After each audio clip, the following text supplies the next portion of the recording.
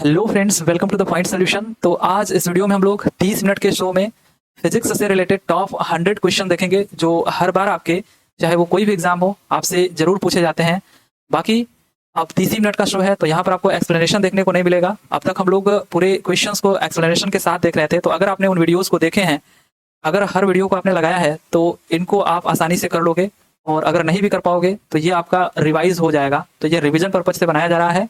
बाकी इसमें आपको उतना ज़्यादा एक्सप्लेनेशन तो नहीं मिलेगा, बट पीडीएफ इसका आपको जरूर मिल जाएगा।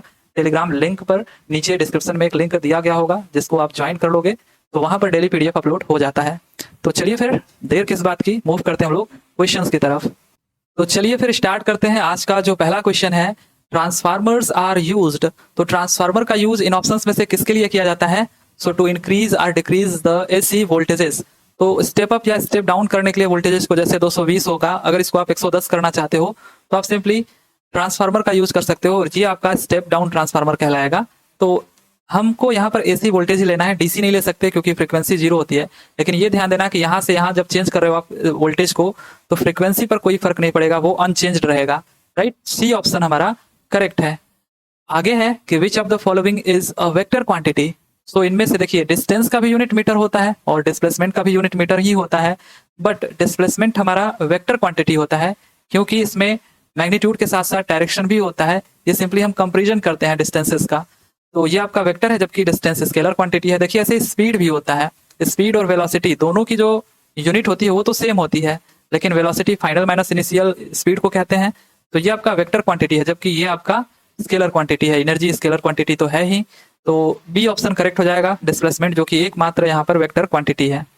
आगे है कि hydrogen bomb is based on. तो हाइड्रोजन बम जो बनता है वो किस पे बेस्ड होता है? न्यूक्लियर फ्यूजन पे। फिजन नहीं, फ्यूजन, यानी कि परमाणु संलयन। होता क्या है कि जब दो या दो से अधिक जो न्यूक्लियाई हल्के न्यूक्लियस होते हैं वो मिल करके एक बड़ा सा न्यूक्लियस जब बनाते हैं तो इनको हम कहते हैं फ्यूजन। और जब ये अनकंट्रोल्ड हो जाते हैं ना, तो इन्हीं की वजह से तबाही मचती है, विनाश होता है, जैसे कि आपका हाइड्रोजन बम। और फिजन ठीक इसका उल्टा है। यहाँ पर एक बड़ा सा न्यूक्लियस जब कई छोटे छोटे न्यूक्लियाई में टूट जाता है तो इसको कहते हैं फिजन, जैसे कि आपका एटम बम इसी का एग्जाम्पल है। आगे है कि what is the unit of measurement of intensity of sound. तो ध्वनि की तीव्रता मापने की इकाई क्या है? डेसिबल, डीबी से हम डिनोट करते हैं इसको। राइट। आगे है कि used in glasses for people suffering from near sightedness. तो निकट दृष्टि दोष से पीड़ित व्यक्तियों के चश्मे में इनमें से कौन से लेंस का यूज होता है? तो देखिए आप सिंपली याद रखिएगा, दूना। दूना बोले तो डी फॉर दूर दृष्टि दोष, एन फॉर निकट दृष्टि दोष, अब यू फॉर उत्तल लेंस और ए फॉर अवतल लेंस। ठीक है, अवतल लेंस। तो आप देख लो, एन फॉर निकट दृष्टि दोष, तो इसके लिए ए फॉर अवतल, अवतल। ठीक है, यहाँ पर कॉनकेव लेंस आपका करेक्ट आंसर हो जाएगा। तो ऐसे अगर आप याद रखोगे तो कभी कंफ्यूजन नहीं होगा, वैसे तो याद होना ही चाहिए। The reason for the spherical shape of rain drops is. तो काफी फेमस क्वेश्चन है। सरफेस टेंशन की वजह से जो बारिश की बूंदे होती हैं उनका आकार गोली होता है। दूरबीन यानी कि टेलीस्कोप का आविष्कार किसने किया था? गैलीलियो ने। आगे है कि the speed of sound will be fastest in which of the following. तो ये सबसे फास्ट किस में होता है?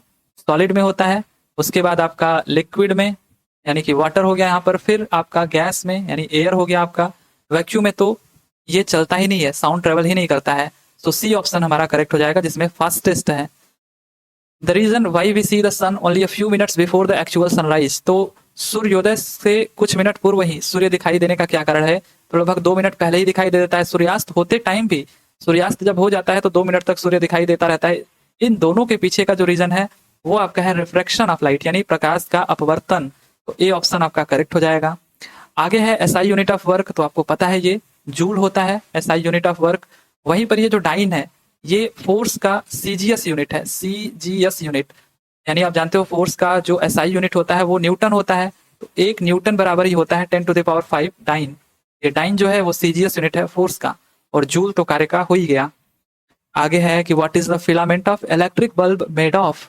तो जो फिलामेंट होता है बल्ब का वो टंगस्टन का बना होता है, और वहीं पर धातुओं के किस गुण के कारण उनके पतले चादर बनाने में आसानी होता है? ठीक है, सो ये आपका होता है मेलेबिलिटी।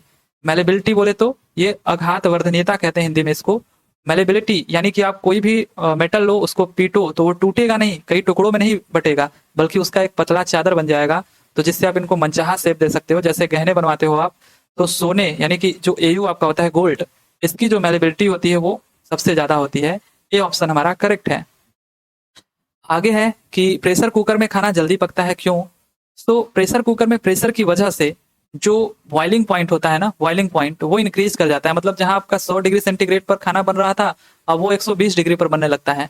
तो अब 120 डिग्री टेम्परेचर होगा तो ऑब्वियसली खाना जल्दी पक जाएगा। सो सी ऑप्शन हमारा करेक्ट हो जाएगा कि बॉइलिंग पॉइंट बढ़ जाता है प्रेशर की वजह से। आगे है कि what is the process of breaking of a heavy nuclei into 2 or more light nuclei called? तो देखिए हैवी न्यूक्लियाई 2 या 2 से अधिक में टूट रहा है, तो इसी को तो हम अभी बोल रहे थे फिजन, न्यूक्लियर फिजन। तो बी ऑप्शन हमारा करेक्ट है। आगे है which of the following is not used to make lenses? तो लेंस बनाने के लिए इनमें से देखिए वाटर का यूज होता है, ग्लास का भी यूज होता है, प्लास्टिक का भी यूज होता है, लेकिन सॉइल का यूज नहीं होता। इसी वजह से सी ऑप्शन हमारा करेक्ट हो जाएगा। आगे है कि atom bomb is based on? तो अब देखिए एटम बम है, जब हाइड्रोजन बम था तो फ्यूजन पे बेस्ड था, लेकिन ये जो एटम बम है वो आपका न्यूक्लियर फिजन पे बेस्ड है। Which instrument is used to measure air humidity? तो ह्यूमिडिटी को मेजर करने के लिए कौन सा यहाँ पर इंस्ट्रूमेंट यूज होता है? हाइग्रोमीटर। ध्यान देना, हाइग्रोमीटर, हाइड्रोमीटर नहीं। आर्द्रता मापने के लिए हाइग्रोमीटर का यूज होता है। ऐसे ही the phenomena of light bouncing back after hitting a smooth surface is called? तो प्रकाश के किसी चिकने पृष्ठ से टकरा करके वापस लौटने की जो क्रिया होती है सिंपली रिफ्लेक्शन ऑफ लाइट कहलाती है। बाकी the speed of sound in air is 332 metre per second. अब स्पीड हमको दिया हुआ है साउंड का, ठीक है, स्पीड जो है वो दिया हुआ है साउंड का। तो हमको बताना है अगर हम प्रेशर को इंक्रीज करें तो क्या होगा। प्रेशर को इंक्रीज करिए या डिक्रीज करिए उससे कोई फर्क नहीं पड़ेगा स्पीड ऑफ साउंड पर, ठीक है। ये सिंपली टेम्परेचर पर डिपेंड करता है। टेम्परेचर को अगर आप बढ़ाते हो तो स्पीड भी साउंड की वो बढ़ती है, राइट। सो 332 मीटर पर सेकेंड ही रह जाएगा, कोई फर्क नहीं पड़ेगा। बी ऑप्शन करेक्ट हो जाएगा। आगे है कि the resistance of a conductor does not depend on which of the following factors? तो रेजिस्टेंस हमारा सिंपली होता है रो एल बाई ए। सो ये लेंथ पर भी डिपेंड कर रहा है, एरिया ऑफ क्रॉस सेक्शन पर भी डिपेंड कर रहा है। रो रेजिस्टिविटी ये हर एक सबस्टेंस का अलग अलग होता है, तो सबस्टेंस पे भी डिपेंड कर रहा है, प्रेशर पर नहीं कर रहा है। सी हमारा करेक्ट आंसर हो जाएगा। The mass of the earth is? तो ध्यान दीजिएगा यहाँ पर 2 और 4 मिलकर के कितना होता है 6, और ये भी 6 है, तो 6 into 10 to the power 24 kg। आप ऐसे याद रखना, डी हमारा करेक्ट आंसर है। अब कह रहा है कि सर्कुलर पाथ द फोर्स, यानी in a circular path the force acting towards the centre on the rotating object is called? तो अगर सर्कुलर पाथ पे कोई ऑब्जेक्ट रोटेट कर रही है तो सेंटर से लगने वाला जो फोर्स होता है इस पर, उसको हम क्या कहते हैं? तो उसको हम लोग कहते हैं सेंट्रीपिटल फोर्स। सी हमारा करेक्ट आंसर है। और ठीक इसके बाहर एक स्यूडो फोर्स होता है, झूठा फोर्स, यानी रियल में नहीं होता है, उसको हम लोग क्या बोलते हैं? Centrifugal force. लेकिन ये आपका सेंट्रीपिटल है। सी हमारा करेक्ट आंसर हो जाएगा। आगे है if the radius of curvature of a concave mirror is 6.2 centimetre it's focal length will be? तो जो फोकल लेंथ होता है कॉन्केव मिरर है, चाहे वो कॉन्वेक्स मिरर हो, कोई भी हो, वो रेडियस ऑफ कर्वेचर का आधा होता है। तो 6.2 का आधा 3.1 हमारा करेक्ट आंसर हो जाएगा। आगे है the colour of clouds appears white due to? तो चाहे बादलों का रंग सफेद हो या बादलों का रंग नीला हो, हमें क्या ही फर्क पड़ता है? स्कैटरिंग ऑफ लाइट की वजह से दोनों का दोनों होगा। डी हमारा करेक्ट आंसर हो जाएगा। आगे है कि what is the commercial unit of energy?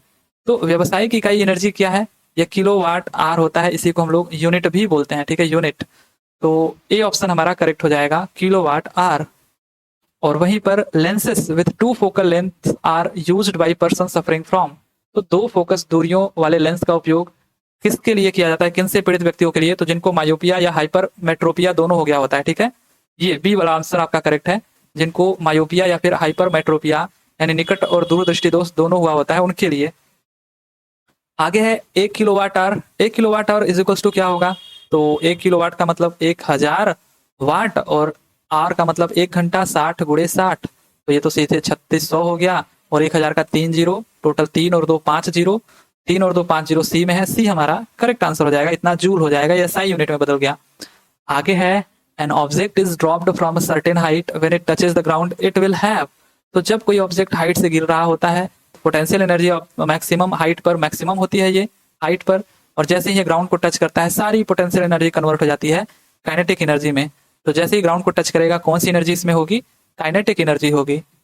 आगे है an electric lamp of 120 what is used for 8 hours a day, calculate the energy used by the lamp in a day. Energy आपको calculate करना है, तो अभी मैंने आपको बताया किलोवाट आवर यूनिट्स में क्योंकि निकालना है, तो कॉमर्शियल यूनिट है। तो 120 वाट को आप किलो में बदलोगे तो 0.12 किलो वाट हो जाएगा, और 8 घंटा दिया है एक दिन में, तो 8 घंटा से गुणा कर दो, ये आपका 0.96 यूनिट आ गया। तो ये ऑप्शन हमारा करेक्ट हो जाएगा। आगे है sound waves with frequencies below the audible range are called. तो अगर बिलो है तो इसको हम लोग कहते हैं अल्ट्रासोनिक, और ऑडिबल रेंज से ऊपर है तो ये हमारा ये बिलो है तो इंफ्रासोनिक कहलाएगा, सॉरी, और ऊपर है तो ये अल्ट्रासोनिक कहलाएगा। ठीक है, तो हमारा ये डी ऑप्शन करेक्ट है। आगे है कि प्रकाश की किरण पानी से ग्लास तक जाती है तो यह किधर की तरफ झुक जाता है, इसका जो रे ऑफ लाइट है। तो ये आपका वाटर हो गया, ये आपका ग्लास हो गया मीडियम, और ये आपका नॉर्मल हो गया। तो जब वाटर है, वाटर का रिफ्रैक्टिव इंडेक्स देखिए क्या होता है, कम होता है in comparison to glass, glass के कंपेरिजन में इसका ज्यादा है। ठीक है, ये डिपेंड करता है कि क्या है।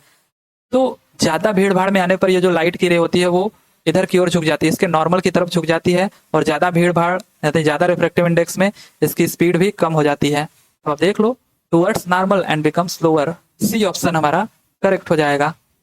आगे है कि the gravitational force of attraction between any satellite and earth provides dash rapidly. तो ये भी वही केस है कि सैटेलाइट ऐसे मूव कर रही है और ग्रेविटेशनल फोर्स ऑफ अट्रैक्शन अर्थ के द्वारा जो इसके ऊपर लग रहा है वो कौन सा फोर्स कहलाएगा, तो ये सेंट्रीपिटल फोर्स कहलाएगा। ये ऑप्शन हमारा करेक्ट है, अभिकेंद्री बल हिंदी में कहते हैं। In the case of zero work the angle between the displacement and the applied force is.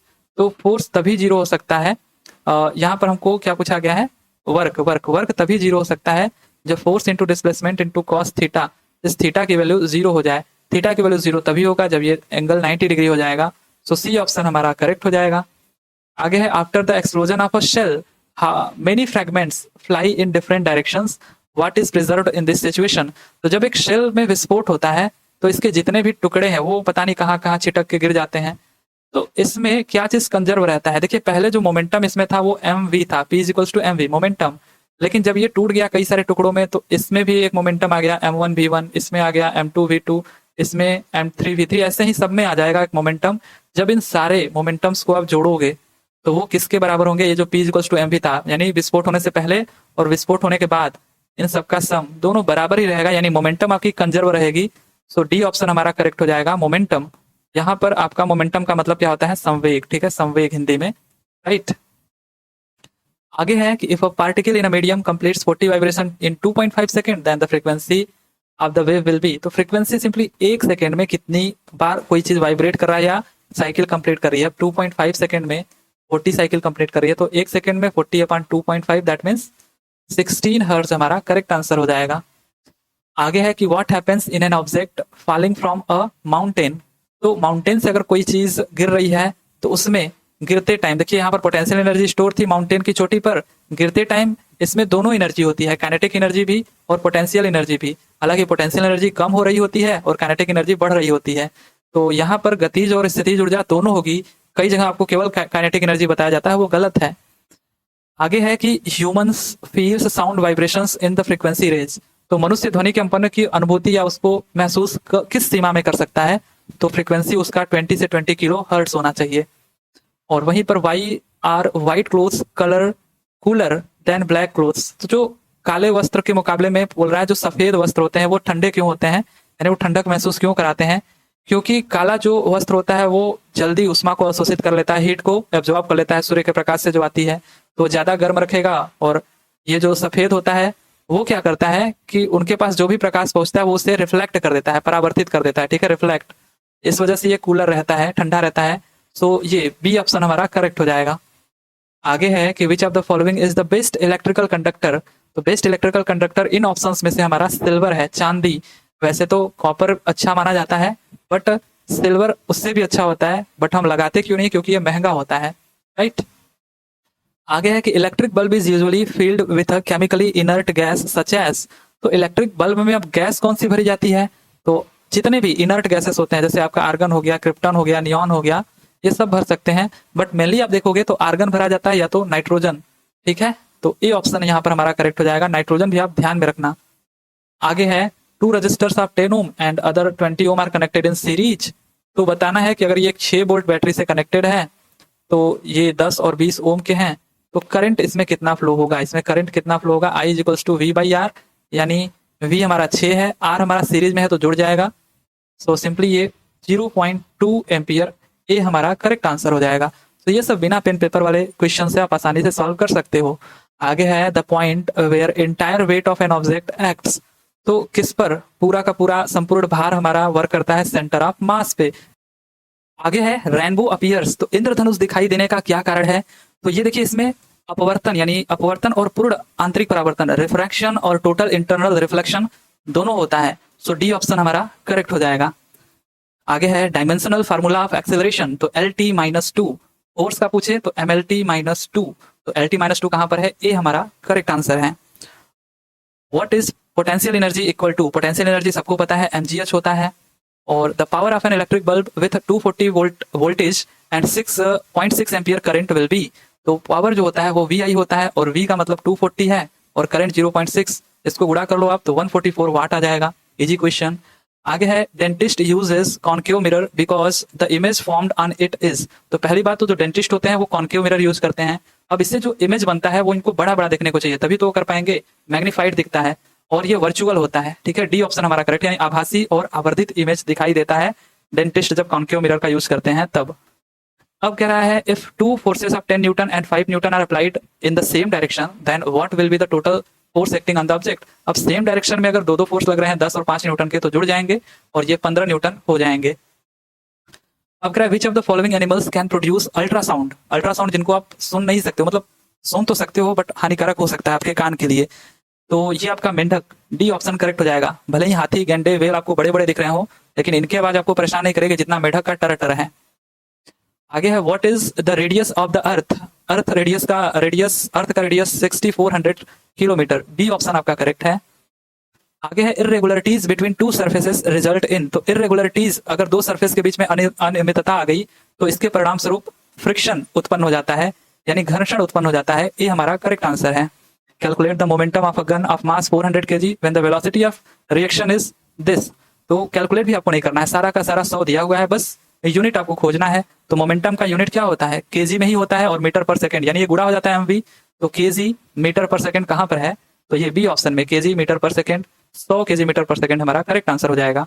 N object is placed in front of a concave mirror at its focal point the image formed will be.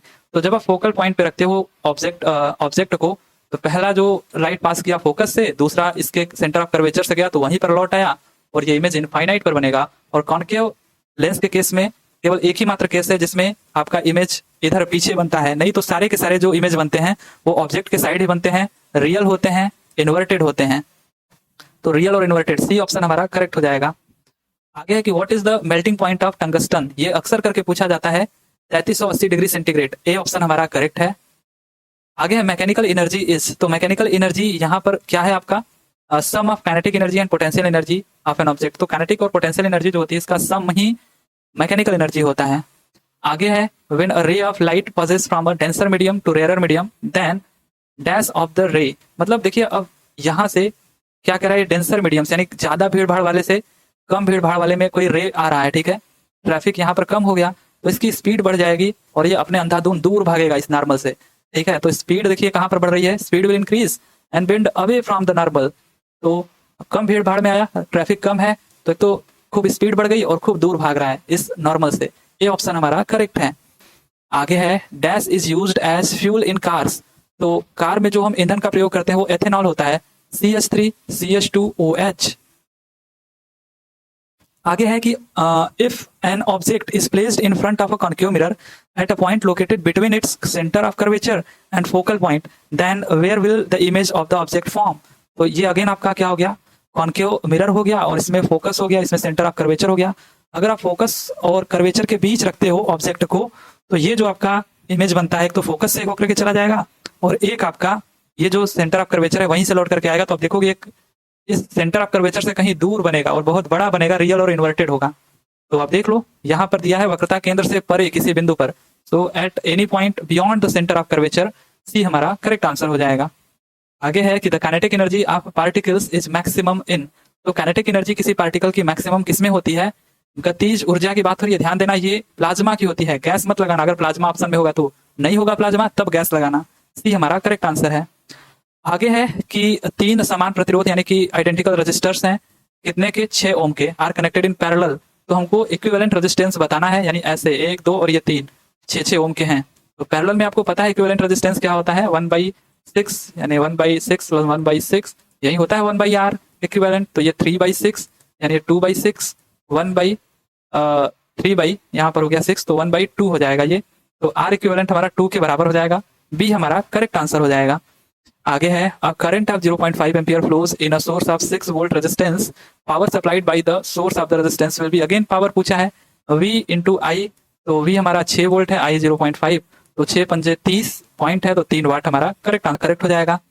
आगे है तालाब के तल पर रखा हुआ पत्थर वास्तव में उससे ऊंचे स्थान पर क्यों रखा हुआ प्रतीत होता है, तो ये प्रकाश का अपवर्तन, रिफ्रैक्शन ऑफ लाइट, ए हमारा करेक्ट आंसर है। ऐसे what is fathometer used to measure, तो फैदोमीटर जो होता है उसका यूज हम डेप्थ ऑफ सी, समुद्र की गहराई को मेजर करने के लिए करते हैं। Energy is produced in nuclear reactor, तो न्यूक्लियर रिएक्टर में जो एनर्जी प्रोड्यूस होती है, उत्पन्न होती है, वो कंट्रोल्ड फ्यूजन होता है, ठीक है। अनकंट्रोल्ड हुआ तो ये बहुत ही ज्यादा तबाही मचा देगा, विनाश कर देगा, जो कि बम बनाने में किया जाता है यूज। ये तो एनर्जी जो प्रोड्यूस कराते हैं वो कंट्रोल्ड फ्यूजन होता है, ठीक है। सो सी ऑप्शन हमारा करेक्ट है, नियंत्रित विखंडन द्वारा। आगे है कि the standard sound level for humans is, तो जो साउंड लेवल जिसको मनुष्य सुन सकता है वो लेवल कितना है, 60 dB, 60 to 65 आप रेंज याद रखेंगे, इससे ज्यादा कान के लिए हानिकारक हो जाएगा। आगे है 2 stones of different masses are dropped simultaneously from the top of a building, तो क्या होगा, तो इसमें जो बड़ा पत्थर होगा क्या वो पहले जमीन पर गिरेगा, नहीं, दोनों पत्थर एक साथ जमीन पर गिरेंगे, लेकिन कंडीशन यहाँ पर अब दिया नहीं गया है, वो देना चाहिए था कि यहाँ पर जो एयर का रेजिस्टेंस है, यानी एयर इस पे जो अपना फोर्स लगा रही है वो नेग्लिजिबल है, ठीक है, वो आपका नेग्लिजिबल होगा, तब ऐसा होगा कि दोनों पत्थर एक साथ गिरेंगे। एयर का रेजिस्टेंस अगर होगा तो जिसका मास ज्यादा होगा वो पहले गिरेगा, राइट। आगे है due to which phenomena does a stick dipped in water appears bent, तो पानी में डूबी हुई जो छड़ी होती है वो मुड़ी हुई दिखाई देती है, ये भी आपका प्रकाश का अपवर्तन है, रिफ्रैक्शन ऑफ लाइट है। और विच of the following is temporary particle, यानी अस्थाई कण कौन सा है, अस्थाई यहाँ पर, ठीक है। तो यहाँ पर टेम्परेरी पार्टिकल इनमें से कौन सा है, ये न्यूट्रॉन है, बी ऑप्शन आपका करेक्ट है।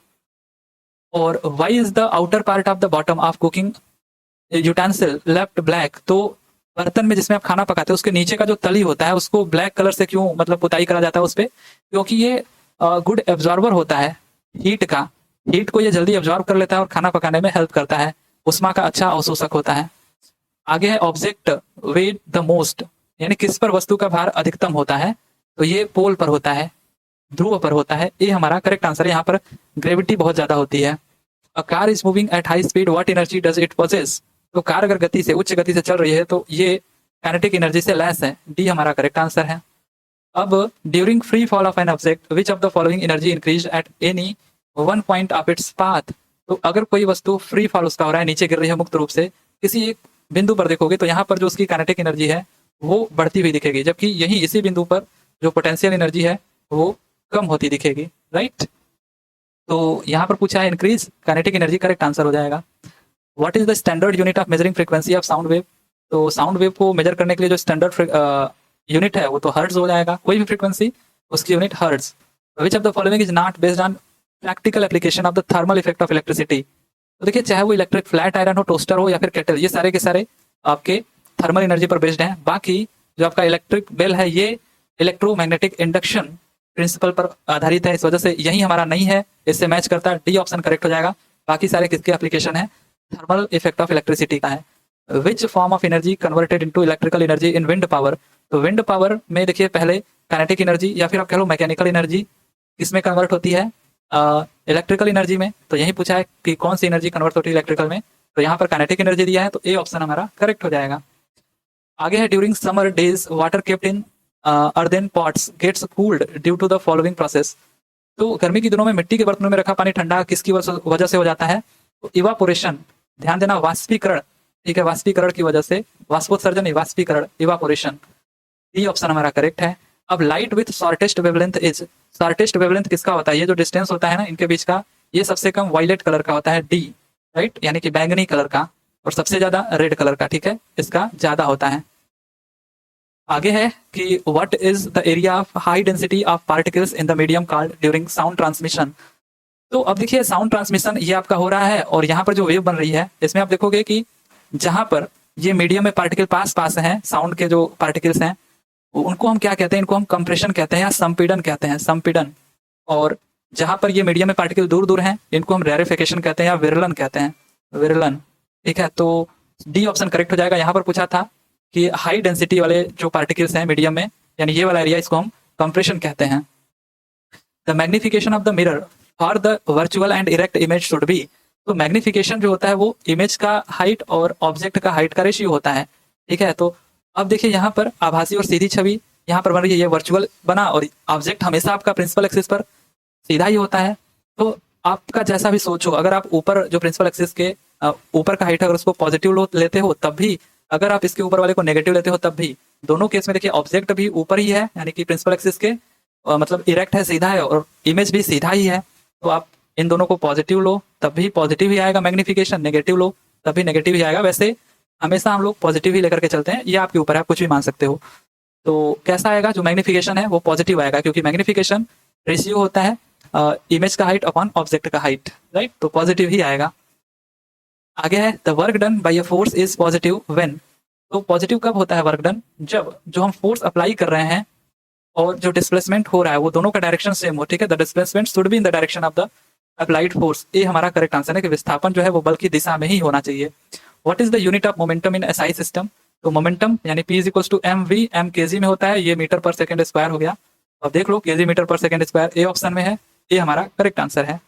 When acceleration is negative the velocity of a body. Acceleration हमारा क्या होता है, पहले इक्वेशन से v minus you upon T, ये फाइनल वेलोसिटी है ना, ये कम होगा तभी तो ये नेगेटिव आएगा, ओवरऑल नेगेटिव, और टाइम तो हमेशा पॉजिटिव होता है, यानी फाइनल वेलोसिटी को कम होना पड़ेगा, तो वेलोसिटी ऑफ द बॉडी को डिक्रीज होना पड़ेगा। सी हमारा करेक्ट आंसर हो जाएगा, तब जाकर के एक्सेलरेशन नेगेटिव होगा। आगे है in humans the fertilised egg implants itself in the lining of the, ये पता नहीं कहां से बायो का क्वेश्चन आ गया। तो मनुष्यों में जो निषेचित अंडा होता है ये यूट्रस यानी गर्भाशय में जाकर के इम्प्लांट हो जाता है। बी ऑप्शन हमारा करेक्ट है। अब है if 3 resistances of 10 ohms, 8 ohms and 7 ohms are connected in series. तो सीरीज में कनेक्ट है तो कुछ करना ही नहीं है, 10, 8 और 7 जोड़ देना है, 10, 8, 18, 7, 25। वैसे भी सब 25 दिया था, डी ऑप्शन करेक्ट है। ओम यही इसका यूनिट होता है रेजिस्टेंस का। An object of 1 kg is raised to a height of 10 metre, the work done by the force of gravity will be. तो फोर्स ऑफ ग्रेविटी के थ्रू अगर कोई चीज हाइट पर जा रही है और वो भी 1 kg की है, 1 kg की, तो वर्क जो होगा वो एनर्जी के ही बराबर होता है वर्क। ठीक है, और ये आपका mgh होता है। तो अब देख लो m 1 kg है और g आपका 10 है, 10 नहीं, यहाँ पर 9.8 ही लेना था आपको, 9.8, और हाइट आपका कितना है 10 मीटर। तो जब आप गुणा करोगे तो ये 98 हो जाएगा, बट जी जो है वो ऊपर की तरफ, ये आप लेकर के जा रहे हो ऑब्जेक्ट को, जी नीचे की तरफ काम करता है, तो ऊपर की तरफ जाते समय ये नेगेटिव हो जाएगा, तो -98 जूल आपका करेक्ट आंसर हो जाएगा, क्योंकि 9.8 का अगर 10 से गुणा करते हो तो ये 98 आ जाता है और ये 1 है। आगे है कि the speed of sound in air at 25 degree centigrade is. तो 25 डिग्री सेंटीग्रेड पर देखिए अब टेम्परेचर के साथ साथ टेम्परेचर अगर बढ़ेगा तो स्पीड ऑफ साउंड भी बढ़ेगा। ठीक है, ये आप ध्यान देना, स्पीड ऑफ साउंड। तो 0 डिग्री सेंटीग्रेड पर ये 331 होता है, आप राउंड ऑफ फिगर करके देखो, और 22 डिग्री सेंटीग्रेड पर 344, और 25 डिग्री सेंटीग्रेड पर ये 346 मीटर पर सेकंड होता है।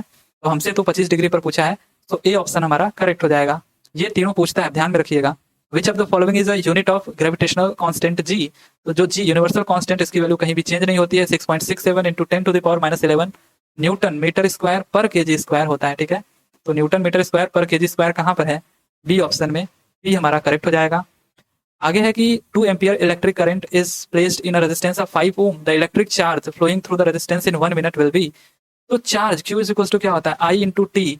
I हमको गिवन है 2 एम्पियर और T हमको गिवन है 1 मिनट, ये लेकिन सेकंड में होता है, तो 60 सेकंड हो जाएगा 1 मिनट में, और ये 120 कूलम चार्ज हमारा करेक्ट आंसर है, सी हमारा करेक्ट आंसर हो जाएगा, सी। आगे है in what condition is the body in free fall. तो मुक्त रूप से गिरने के दौरान पिंड किस स्थिति में होता है, तो ये वेटलेसनेस यानी भारहीनता कह लेंगे इसको हम लोग। ठीक है, भारहीनता। तो जब मुक्त रूप से कोई ऑब्जेक्ट गिर रहा होता है तो इसको हम लोग वेटलेसनेस कहते हैं, उसमें कोई भार नहीं रह जाता है। आप इसको लेफ्ट में अनुभव किए होंगे। आगे है if the value of the work is positive then the system on which work is being done. तो अगर जो वर्क आप कर रहे हो वो पॉजिटिव है, ठीक है, sorry, if the value of work is positive then the system on which work is being done. हाँ, अगर वर्क पॉजिटिव है तो एनर्जी भी आपका क्या होगा, इंक्रीज होगा, ठीक है, इंक्रीज होगा, तो the energy will increase. D option आपका करेक्ट है। आगे है कि the work done by friction is not lost but is converted into. अब फ्रिक्शन के द्वारा जो भी आप काम कर रहे हो उससे जो एनर्जी बन रही है वो लॉस्ट नहीं होती है, एनर्जी वैसे भी नहीं खत्म होती है, वो किस में कन्वर्ट हो जाती है, तो फ्रिक्शन होते होते, घर्षण होते होते वहां पर हीट उत्पन्न हो जाता है, थर्मल एनर्जी में कन्वर्ट हो जाती है, तापीय ऊर्जा में। आगे है N object is thrown vertically upwards during its rise potential energy. तो जब आप ऊपर फेंक रहे हो तो मैंने आपको कई बार बताया कि पोटेंशियल एनर्जी हाइट पर ज्यादा होती है, तो हाइट पर जाते समय पोटेंशियल एनर्जी तो इंक्रीज हो रही है, वहीं पर जो काइनेटिक एनर्जी है वो डिक्रीज हो रही है, तो बी हमारा करेक्ट हो जाएगा, इंक्रीज और decrease. The loudness of sound produced by radio increases with. तो रेडियो द्वारा जो उत्पादित ध्वनि है इसकी प्रबलता किससे बढ़ती है, तो ये आयाम बढ़ाने से बढ़ती है, यानी एम्पलीट्यूड बढ़ाने से बढ़ती है, ये हमारा करेक्ट आंसर है।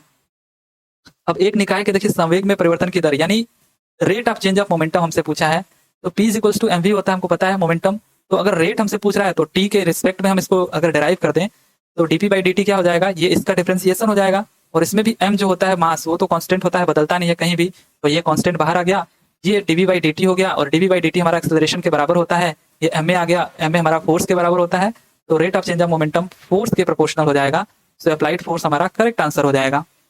आगे है if there is no force applied on a moving object then what will cause it to stop. अगर कोई भी फोर्स आप अप्लाई नहीं कर रहे हो तो किसके कारण ये रुकेगा, कोई भी ऑब्जेक्ट अगर मूव कर रहा है तो ऑब्वियसली फ्रिक्शन की वजह से ही रुक सकता है, नहीं तो चलता चला जाएगा, तो फ्रिक्शन हमारा करेक्ट आंसर हो जाएगा, फ्रिक्शन ही उसको रोक पाएगा, घर्षण।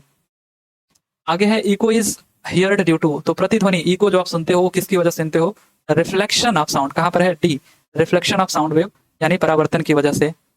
आगे है if the speed of the bicycle is doubled then the kinetic energy becomes. तो काइनेटिक एनर्जी जो होता है 1/2 mv स्क्वायर, ये v स्क्वायर के प्रोपोर्शनल है, तो अगर आपने इसको डबल किया तो 4 टाइम्स हो जाएगा, है कि नहीं, 4 टाइम्स, तो सी हमारा करेक्ट आंसर हो जाएगा। आगे है कि what is the rate of change of displacement with time. Displacement ds by dt ये हमारा वेलोसिटी के बराबर होता है, और rate of change of velocity dv by dt ये एक्सेलरेशन के बराबर होता है, अभी हमने देखा, सो ये हमारा सी ऑप्शन करेक्ट हो जाएगा, डिस्प्लेसमेंट का जो रेट ऑफ चेंज होता है वो वेलोसिटी के बराबर होता है। तो यहाँ तक आपके ये 100 क्वेश्चन खत्म हुए। आई होप ये अच्छा लगा होगा, आपको पसंद आया होगा, तो यार अपना जो अंगूठा है उसको लाइक वाले बटन पर चिपका देना, ठीक है, आई होप कि आप लाइक करोगे। तो चलिए फिर मिलते हैं अगले वीडियो में, तब तक के लिए thank you, tata and bye bye.